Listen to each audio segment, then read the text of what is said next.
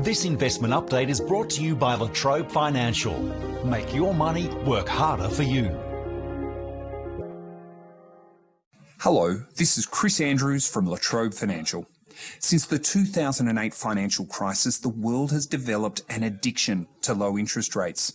Central banks have hoped that by reducing the cost of borrowing, they could coax a stagnant global economy back to pre-crisis growth rates. Now, so far they've had little success, but something might be changing. For the first time in years, there are signs that inflation is making a comeback.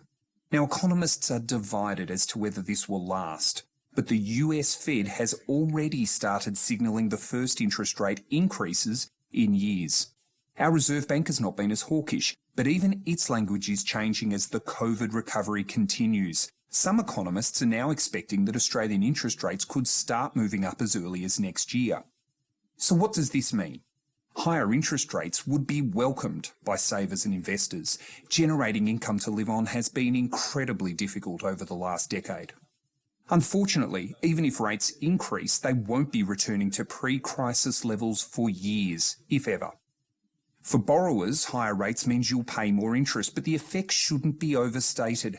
Household interest payments are the lowest they've been in a generation. Households have saved $140 billion since the pandemic began, and loan offset accounts have rocketed past $200 billion, which is a whopping 4 years of loan repayments being held in reserve.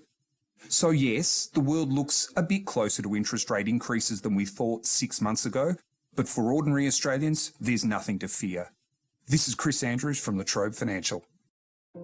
This investment update is brought to you by La Trobe Financial. Make your money work harder for you.